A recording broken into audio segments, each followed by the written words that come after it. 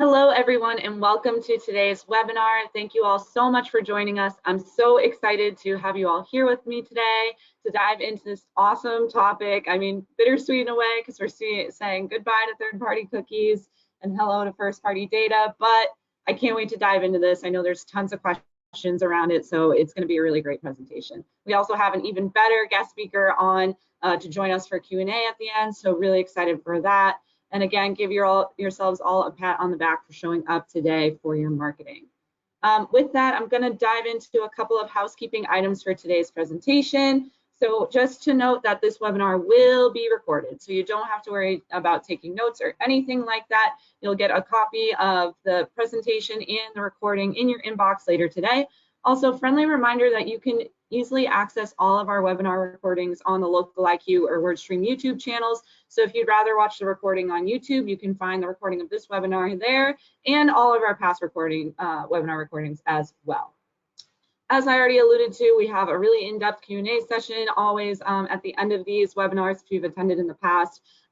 They're always just a really great experience. It's kind of unique to be able to get your questions answered in what feels like a one-on-one setting with an expert. So be sure to add your questions into the question box throughout this presentation. You can pop into there now, make sure you can use it, say hello, let me know where you're calling in from, things like that. I'll be able to see it throughout, and again, I'll try and pick out your questions for the Q&A session at the end. So for everyone on this call, I want to get us on the same page as to who Local IQ is. Now, some of you might already be working with us over at Local IQ, and that's great. And some of you might be totally new to us. That's great too. Or some of you might be familiar or working with our sister brands, Reach Local and WordStream. So for everyone on this call, I want us to all get on the same page that Local IQ is a fully integrated growth marketing platform that marries innovative technology and unparalleled expertise to give your business everything it needs to thrive in digital marketing.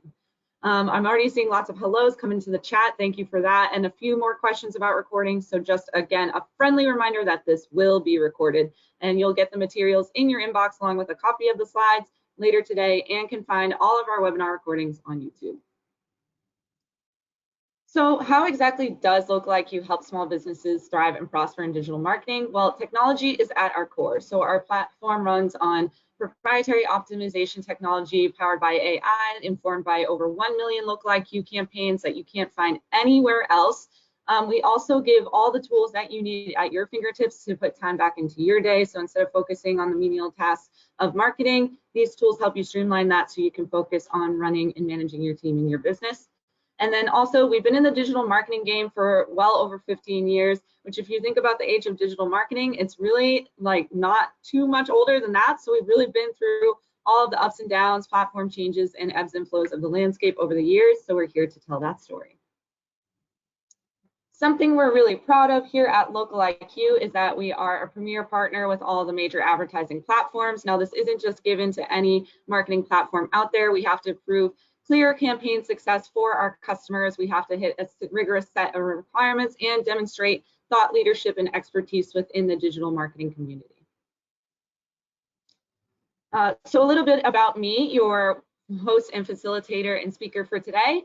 My name is Susie. It's wonderful to meet you all. I'm a senior content marketing specialist over at Local IQ, where I write educational content on everything under the digital marketing sun, from SEO to PPC to display ads to email marketing, you name it. I've written about it and researched it, and I've practiced it as well because I was formerly a digital marketing consultant over at WordStream, where I was coaching folks like many of you on this call through the big day-to-day best practices on major platforms like Google Ads, Facebook ads, and so on.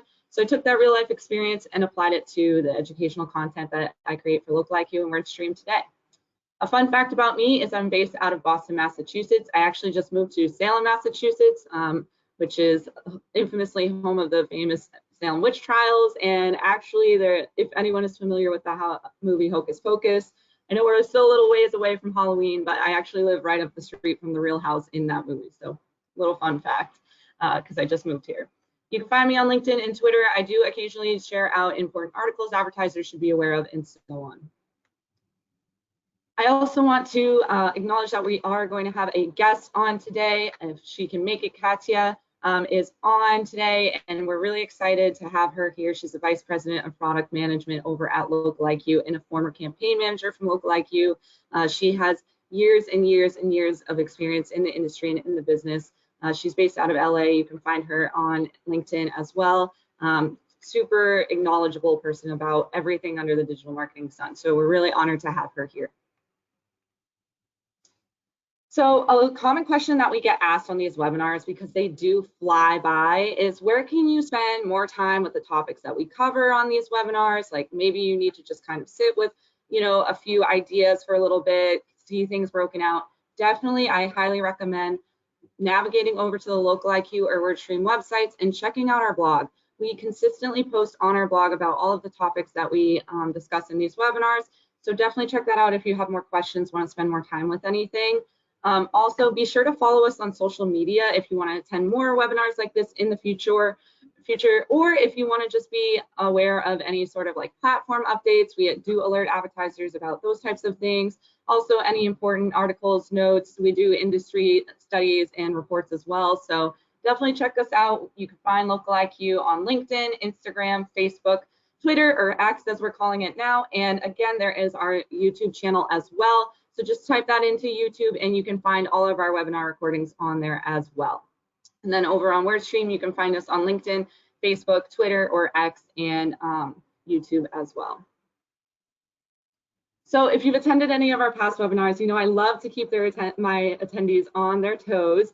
And I want to warm you all up to this topic and just take a little pulse check of where we're at with this topic, right? So type it in that question box and I'll call out some of the responses here. What have you done to prepare for the removal of third-party cookies? We've heard for a while from Google that third-party data and third-party cookie will be a deprecation process throughout the second half of 2024. Has your business or your team done anything to prepare yet? Have you potentially started, just for example, a simple step is becoming more familiarized with the capabilities within GA4 or something like that. So I'll call out some of the answers here, and it's okay if you haven't done anything. It's okay if you've done a ton. Everyone here is at different levels, and that's why we're all here talking about this. If it was easy, we wouldn't have a webinar on it, right? So let's see, we have Doug and Cindy here saying that not much yet. Tobin also agrees, nothing yet. Dawn as well saying nothing just yet, totally fine. Lindsay says she's starting to find ways to collect additional first-party data, totally fair. Gail said that she made sure the Google Ads tags was added to the websites of the appropriate clients. Definitely a good step in the right direction. Charlie said he added the privacy cookie acceptance or denial on his website. Definitely a great step there. Lots of other people saying not much yet. Alexis says she's unsure if they ever haven't. Brittany says she's confused. Totally understandable as well. Lots of other folks. Richard said he's enabled Google Ads enhanced conversions. Definitely a step in the right direction. Colton saying he's not even sure what a cookie is. I've been there. Like, I want you all to understand that no two answers that I called out, and thank you for participating. I wish I could call out all of your answers here, but my point is, no two answers that I really called out there were exactly the same. I think all of us are in different unique situations. And while I'm going to give you some tips, some guidelines today to generally apply to any business out there, be thinking about how that can, impact your unique specific business situation. So with that said, if you haven't done anything yet, or you're a little confused about this topic, or still feel like you need to learn more, that is okay. That is totally fine. I actually saw a few of you said that the first thing you've done to prepare is join this webinar. That even counts as a step in the right direction. I've been there and been through it. Not all one person just, starts out their careers knowing everything and anything there is to know about digital marketing, PPC, and third-party data. It's pretty complex. So that's why we're here. I'm going to try and cater this presentation to be at every level, whether you've started or not started, collecting first-party data. But I just want to do a little pulse check, and it's definitely a tough topic to kind of digest, I would say, even, especially if you're looking at like, Google references and like articles on the web, from like the Google dev team. So with that said, we're going to just talk through, we'll do a little crash course on cookies, what's actually happening here, when it is finally happening, the deprecation. We'll give you 4 strategies to prepare for the end of the cookie, and then also dig into some thought starters here. So it is finally happening. This is kind of funny because it was rumored that the deprecation of third-party cookies was going to start, geez, I think it was starting to be announced maybe in 2022.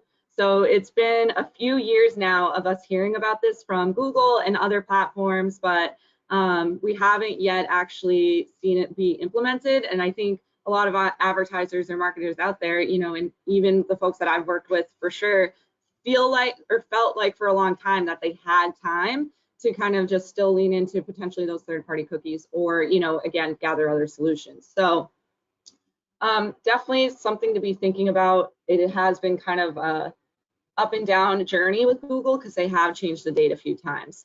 So essentially what's happening is Google is going cookieless to address privacy concerns from users who want to limit how they're tracked online, what information is collected about them, and how their information is used. So what that means is that in January 2024, Google began phasing out third-party cookies for Chrome users with a plan to retire all third-party cookies by the end of the year. So far, it's only impacted a small number of users, about 1% actually, but the plan is for Google and most other major advertising platforms is to work away from third-party cookies. So again, just we're over on that like Q3 of 2024, where third-party cookies will be fully phased out by the end of Q4. So with that, let's talk about some ways that you can prepare. So first, let's do a quick crash course on cookies. So third-party cookies have been a fundamental part of the web for nearly 3 decades. And while they can be used to track your website activities, sites have also used them to support a range of online experiences, like helping customers log in or showing customers relevant ads. Cookies are small bits of data that get stored on a user's browser when they visit websites. A website will set a cookie on a user's browser so that when the user returns to that site at a later date, the site can use the existing data, such as what they typed into a form field, what pages they browsed, what they bought, etc., to provide a more convenient and more personalized experience to the user. So what you can first start to do is review your existing cookies. Now, you want to be identifying which of your cookies need to be addressed and which will be compliant with the phase out.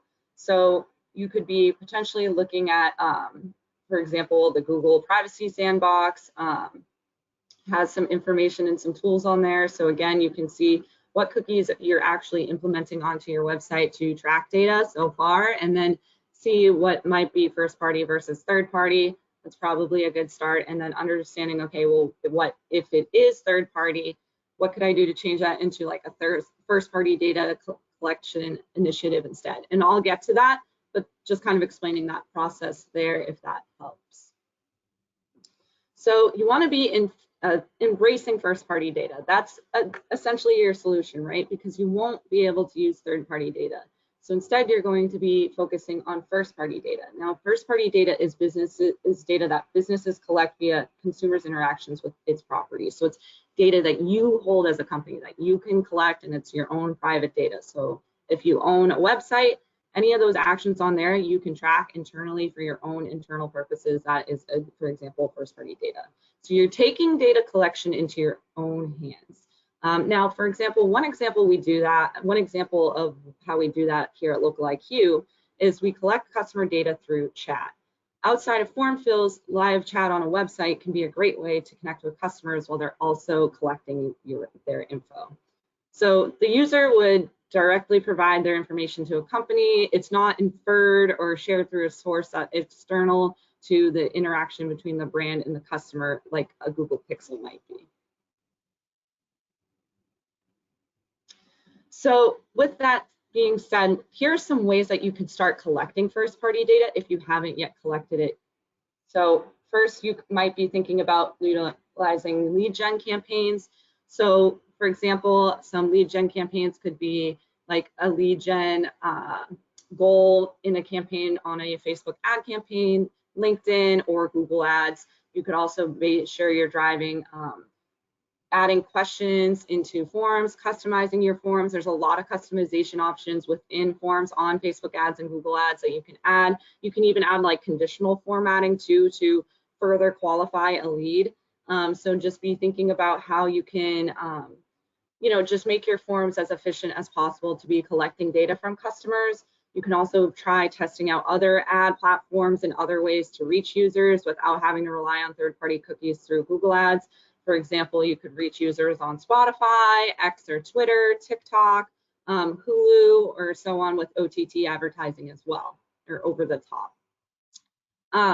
You can also spend more time on focusing on brand building. You're going to have to, maybe create some more content that your audience might prefer to start enticing them to interact with your business more and provide you with more data or to fill out a form. So for example, you might offer a white paper, a PDF, or other things in exchange for a customer's information.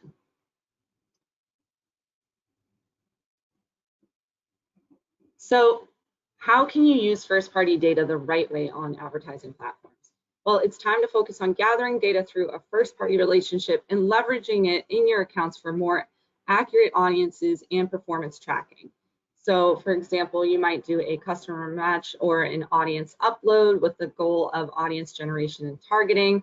Here's an example of how you could do a custom audience upload within Google, the Local IQ Customer Center platform to then create a Facebook custom audience for your Facebook ad campaigns. So whether it's Google Customer Match, Facebook Custom Audience Uploads, or a similar solution from another platform, most ad channels now let you import your CRM data into the system to match back to log in users. So any information you gather about your customers can be used to track them and create audiences of targetable users later on. So for example, one way, again, that we do this over in Local IQ with this example that we see, another example would be through targeted email marketing. So we can use first-party data to build a targeted email marketing campaign, and then we can also use cross-media optimization technology to reach these customers across multiple channels, search and social, for example, while automatically optimizing spend across these channels. So another few ways that you can use first-party data the right way to make sure that you are harvesting first-party data and maximizing it for your ads across platforms is to take advantage of things like the conversions API options within platforms, enhanced conversion options within Google Ads, which are like essentially conversions that are just built out a bit more by data. So similar to almost enhanced bidding, if any of you are familiar with enhanced bidding within Google Ads, enhanced conversions is kind of the same idea, but for conversion tracking. You can also upload offline conversions too. So if you're tracking other types of conversions offline that you want to be attributed to your Google Ads, you can definitely do that. You want to be making sure that your primary goals through all of this is performance and conversion tracking. So making sure that you're able to clearly track what people are doing from your ads or from your site is really important as well. So you don't have to, it's not going to look the same for every business out there, and that's okay. So when you find a method that works for you, don't feel like you need to do more or less if you feel like that is the clearest way for you to accurately measure your conversions. So for example, with the Conversions API, that's Facebook's solution for tracking in-platform performance by matching back to user attributes tracked in your CRM or your customer relationship management system, which I've talked about a little bit so far. This process usually takes the assistance of a developer to set up, but again, that is something that marketing platforms like Local IQ can be here to help you with. Enhanced conversions, for another example, are a solution for Google Ads where user data provided on your website is hashed and sent back to Google privately. This relies on some tagging within the Google site tag, but is compliant with these shifts of all information and is anonymized before being shared. This can be done in a few ways, using your Google site tag or through Google Tag Manager. And lastly, another example, just hitting on that last example I alluded to, offline conversions from Google are similar to Facebook's Conversions API, where your CRM data is used to match to logged in users on Google and track conversion performance. Usually these are used for conversion actions that do not take place on a website, like a purchase of a service after receiving a quote online, but they can be used to fill in gaps in online conversions in some instances. So again, just a few ways that you can kind of track conversions. For example, if you're tracking walk-ins, which would be an offline conversion, Other things you could do, like for example, with a targeted display campaign, is also track view through conversion. So you could see how many people saw that ad and then came to your search ad later to convert, but really the initial journey was started through that display ad. So it's called a view through conversion, which we can help folks track here at LocaliQ. So time to embrace AI and machine learning to help you manage the deprecation of third-party cookies. So for example, with Google's approach, Google is continuing to push broad match keywords coupled with smart bidding on search, but also suggests starting a new campaign with maximized conversion bidding strategies, even if your account isn't fully meeting the traditional 50 conversions in a 30-day threshold. For Google, that type of targeting is mostly associated with the Performance Max and Demand Gen campaigns. Google's new favorite solutions for everything that uses audience signals to get started, but then targets users through machine learning that it thinks will hit performance goals.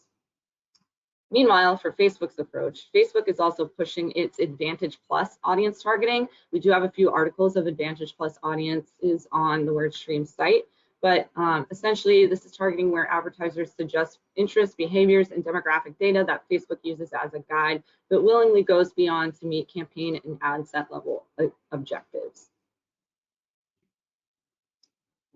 So I know that was a ton of information, a lot of different ideas for ways that you can collect first-party data, a lot of information on the difference between first and third-party data, and the deprecation that's coming up. So again, you all get the copy of the slides and the recording in your inbox later today, and you can easily find it on YouTube. But I do want to round up those points in just a few key takeaways. If there's a few things that you all walk away with from this webinar today, here are some action items, and then we'll get into the Q&A.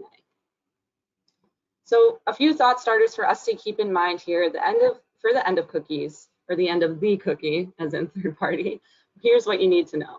Nothing will be perfect. It's still going to be an adjustment, as none of these solutions will be perfect at its current setup. So you're going to be kind of going through maybe a little bit of trial and error when it comes to your conversion tracking, changing how you're tracking your data and managing that, and that's okay. You might need to do a little bit of trial and error, but that's part of the process. So you just want to embrace that. But at the same time, we know that reporting will be even more important than ever. So plan to utilize your customer relationship management system or your CRM and internal tracking to understand campaign performance at both a bird's eye view and a more detailed level. And be sure that you're utilizing machine learning and artificial intelligence, or AI. So embrace machine learning and AI for targeting and bidding optimization. There's a lot of ways that you can automate your tracking and automate your campaigns now and automate your bidding to still maximize results, even if you might be relying on different types of data sets.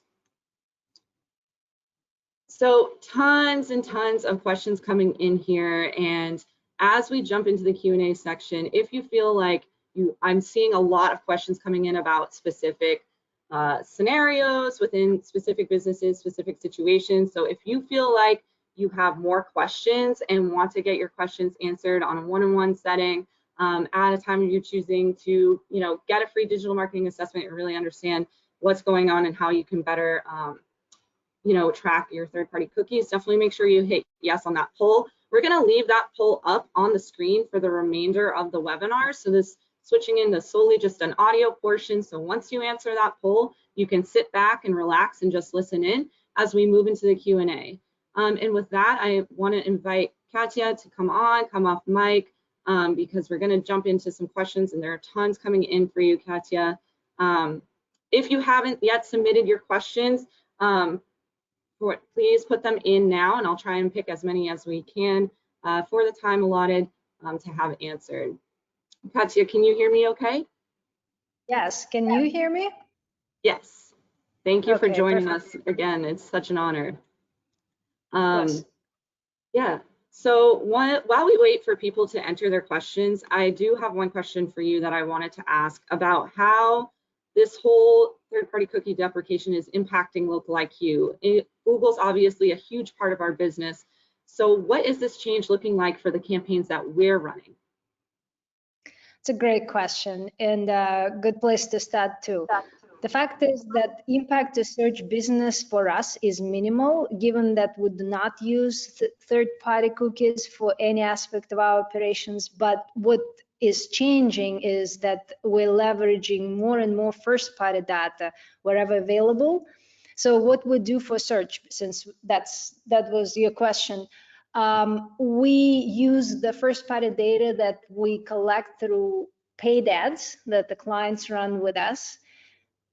That because we track all the interactions and calls and form fills and emails, we collect a lot of first-party data for the customers who are interested in the business. And what we do with it, we feed it back into Google, just how the best practices tells us what's the best for it. But we don't just feed it back to Google as is. We take one step further. We automatically score leads by our proprietary scoring system powered by AI. And so every night we would upload those leads back to Google that are scored, informing Google what are the best sort of like type of clients are for this business. So that improves Google targeting, that impacts smart bidding. We use it in our optimization too. So it's really, for us, this change allowed us to get more creative with the first party data without really limiting us in the sense that we haven't really been working with third party data before. So I think it's just a good change for us, because that just allows us to do more for our clients. Yeah, thank you so much for that thorough answer, and I totally agree. It's kind of cool to see how this change has pushed us to expand and enhance, the capabilities that we can offer to people running local IQ campaigns. And it really sounds like the solutions that you ran through are tailored to, that small business that's looking to score leads and so on. Tons more questions coming in here. To talk a little bit more about that, some of those actions that you talked about, a few folks are asking to discuss a little bit more how CRMs could still track campaign performance. Now, our client center does fully track all of the performance data collected from first party actions, right? So do you have anything that you might say about the reporting capabilities like that in Client Center, for example? Yeah, so I mean, the question is how CRM can track. I think that it really depends on the CRM. So hopefully it just feeds, if you're using, whoever you're using, you should have plenty of first-party data stored there. Just the question is then what you do with it. We're talking, again, paid advertising. You have to find a way to feed it back into your paid campaigns and Facebook by the mechanisms that you were discussing. But for us, we kind of have a, even though we don't necessarily know everything that happens to that lead that we delivered, and sort of whether the lead was closed or not. Except we do have a CRM where if the clients want to use it, they can leave that information. But again, if we don't know what happened to the lead, our sort of solution for our campaigns is lead scoring. We just evaluate what that lead, if that lead is likely to convert, and that's the signal that we pass on back. So this is kind of our replacement for tracking it down funnel, because sometimes, again, it's just the clients don't interact with our CRMs all the way, right. But we still the value of a lead. And for you, if you have CRM that you're using just any other CRM, I mean, you should have the cleanest data in that sense, meaning the more precise, not of who actually converted and the value of that conversion. Right, really great explanation there. Thank you. Next question for you, and I'm sorry I'm rapid firing these, but these are just all really great questions, and I'm loving this. All of this participation. So thank you all for putting in your questions here. Ron asks you, what is the biggest technical hurdle that you foresee during this transition? So what do you anticipate most businesses might struggle with throughout the transition to first-party data? Well, I think it really depends how much the business was relying on the third-party cookies. And I think Facebook got hit the most. And well, with the search too, to an extent, it depends again how much your reliance was. And then how much you were tracking and collecting first-party data. Because just like you were talking about earlier, first-party data is now the pillar that you have to lean on instead of third-party cookies. So I think the challenge for people are going to be to replace like what was sort of coming for free because they were, again, relying on the setup and third-party cookies within the publishers. Now they have to make sure that the CRM data clean and find the ways of feeding it back into the publishers. And I suspect that not everybody has this like full loop working, that the data is fresh. There's like a lot of nuances there, how you use the data, audience segmentation. So I think it becomes a little bit more intense in terms of the, especially for very large clients have a lot of data. Right, right. That's a totally very good point too. It really is dependent on the unique situation. I always say in these Q&A sessions, you know, for a lot of these questions, like there is no right or wrong answer in marketing, so it's going to look a little different for everybody. And I think you kind of alluded to this in your answer to the last question, but just one final question here. You were talking about, you know, just being familiar with how much you are currently relying on first party versus third party data. So Colin asked here, he said, if you were just starting out, let's say you haven't done anything to, you know, start working with the transition over to first party data, where would you recommend businesses start? It sounds like you would say maybe like an audit of how much they're relying on that, or do you have any other advice there? Totally fine. Yeah, I would see, like, again, assuming you are talking about also like advertising, right? How you can be effective and not. So again, like I would, if you're not feeding your first party data, and well, first of all, start with CRM, just make sure you collect that first party data and then find the way to set up the feed back into the publishers or the search engines or again, social networks that you're advertising on.